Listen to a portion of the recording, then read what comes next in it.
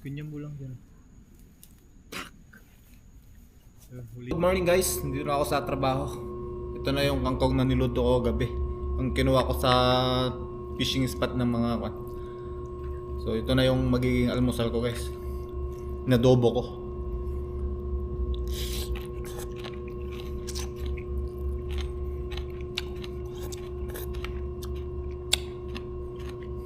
Sarap.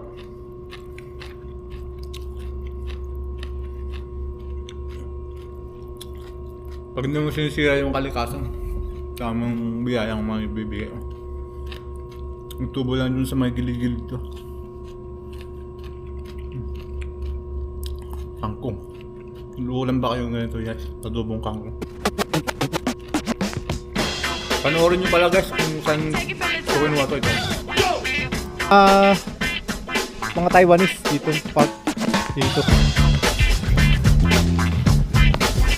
dito na ako tutulay para makita natin yung yun guys, magandang hapon, uwian na naman guys. Abangan nyo, may dadaanan akong kwan dyan, may yung tambayan ng mga tiksay hunter na Pinoy. So, papasyalan natin kung meron tayong maabutan doon guys. Kung wala naman, ipapakita ko sa inyo yung mga kung saan sila pumipwesto. So, dito na ako guys. Ang ganda lang yung spot oh. Ang ganda pa ng view. So, papakita ko sa inyo kung nasaan yung tiksayan nila guys. Tapos pupuntahan natin. Pakita lang natin dito sa may malayo. Tapos pakita ko yung view. Ang ganda ng view. Kasi ang sagana pa sa isda.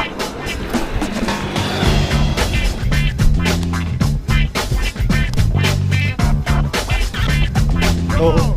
Dito na ako guys. Dito yung spot na ang ganda pa ng view. Pinagtitiksaan ng mga Pinoy. Pero doon sila banda guys. Doon sila banda na nagtitiksa doon sa mga ilalim ng puno doon. Maganda doon, di sila kita. Kita ng mga isla. Ang ganda pa ng view. Dito naman yung mga spot ng mga Taiwanese dito park dito. Yan. Tara natin dito.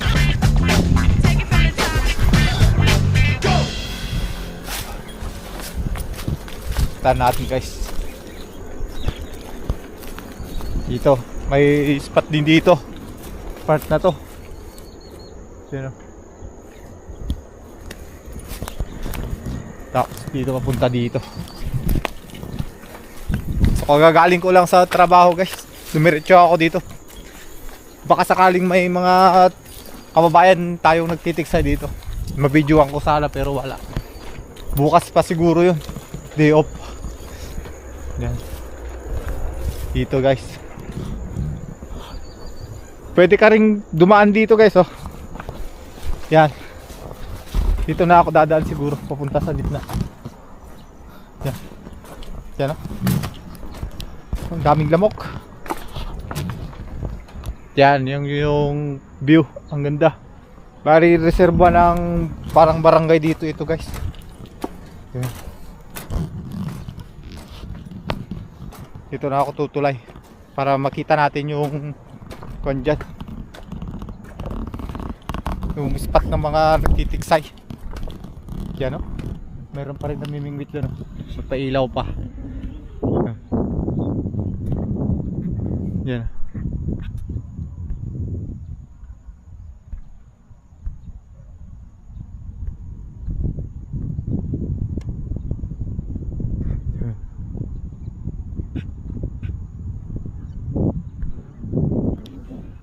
Parang may tao pa dyan nagtitiksay. Hindi kasi ako marunong magtiksay guys. Tsaka wala akong tiksay. Hindi pa ako nakapag-training. Try ko sanang magtiksay dito. Pamingwingwit lang ako. Yan o. Parang may naiwan pang mga gamit dyan. Ito naman yung view sa kabila. Yan.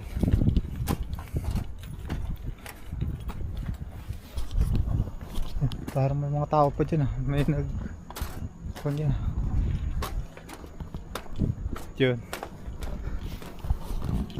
Alam nyo ba yung tiksay guys? Yung parang slingshot na kuan, ang bala yung pana. Yun.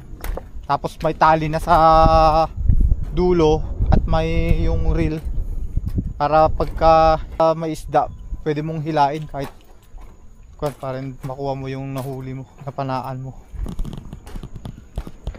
Dito sila na pumipwesto guys. Oh. Yan, ang ganda ng view. Oh. Yan. Pero bawal dito ang mag-net fishing guys. Yung kuan, ano bang tawag doon? Yung kalimutan ko ng tawag doon. Yung tabukol sa Ilocano sa amin. Bawal na yun. Kasi maubos na kaagad yung isda. Dito sila pumupwesto. Oh, ang ganda pala dito sa loob nito. Oh. Ang daming ibig. Pwede kang dito mag-ihaw na rin. Ganda nga naman ang pwesto dito pagka kung sakaling may isda.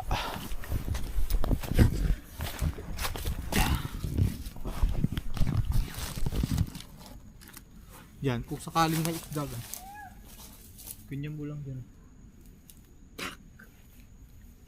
Huliin mo na. Ganda dito. Ang ganda mag-con dito guys.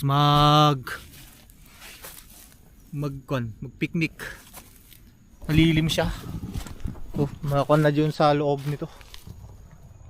Malinis na. Yan, dito rin. Pwede rin dyan mag-tiksayo. Niwa ng mga Pinoy ito.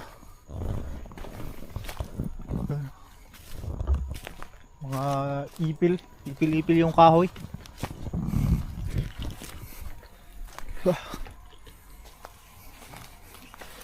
Tanga ako dito next time ihaw-ihaw.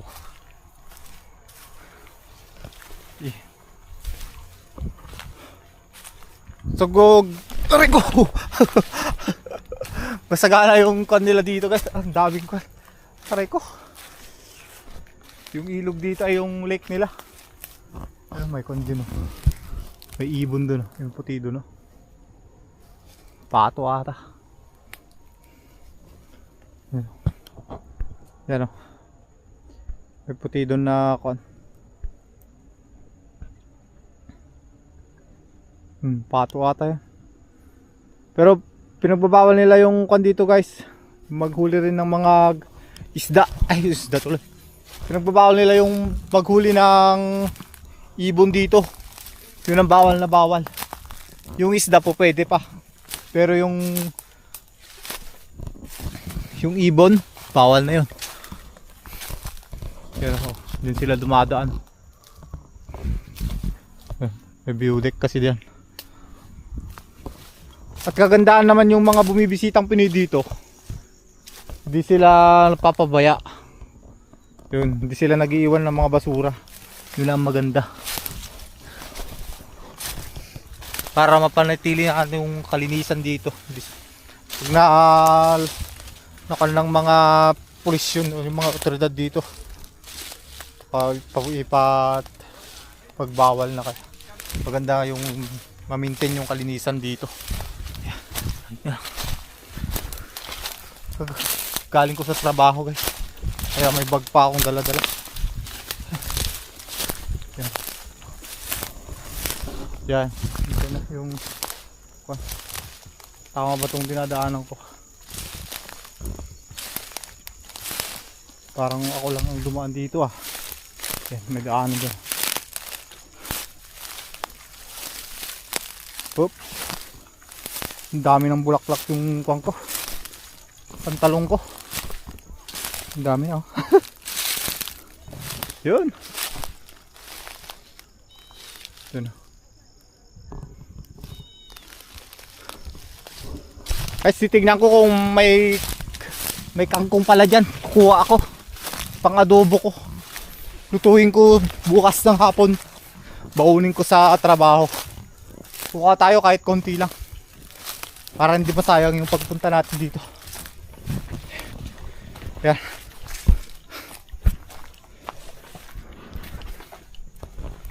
Ang dami ng bulaklak yung pantalong ko.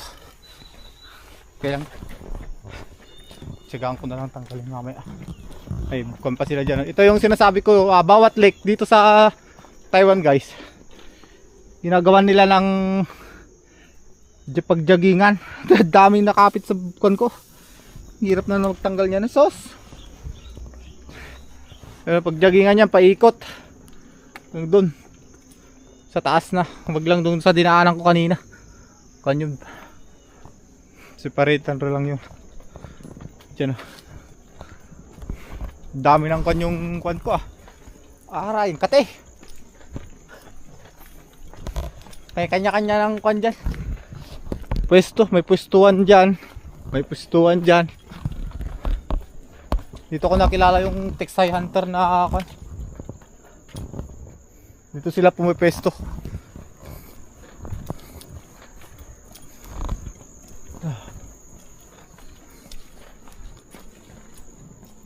Yung e-bike ko kaya, nandun pa kaya?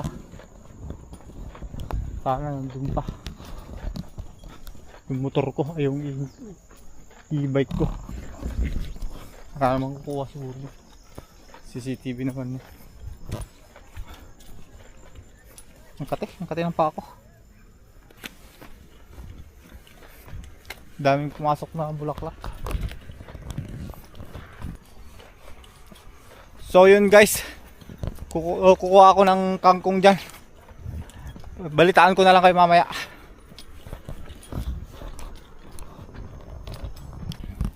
Dito ako pumesto dati guys. Kukuha lang ako ng kangkong saglit guys. Tapos uwi na ako. Dubuhin ko sa hapon bukas. Babaunin ko. Yan. Yung mga kangko ko. Yan, hindi ako kukuha guys.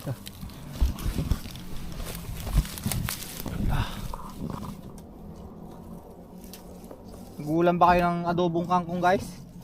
Masarap yun.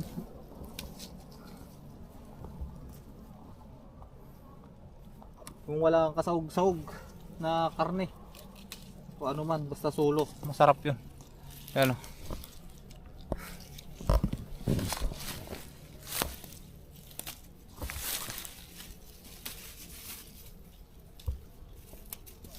Yan. Kuha lang ako guys ha. Dubuhin ko bukas.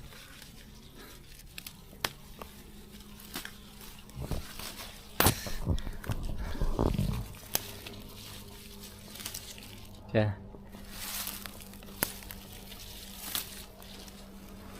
Meron pa dito. Lipat ako dito.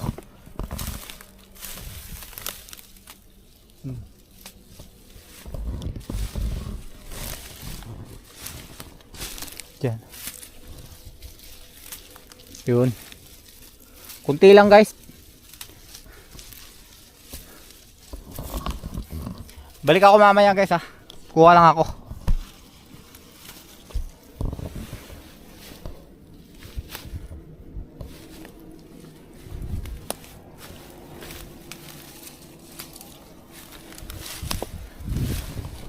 So yun, nakakuha na ako guys. Ito na. Uuwi na ako. Nakita na lang pagka naluto ko na to. Bye bye. Yan o.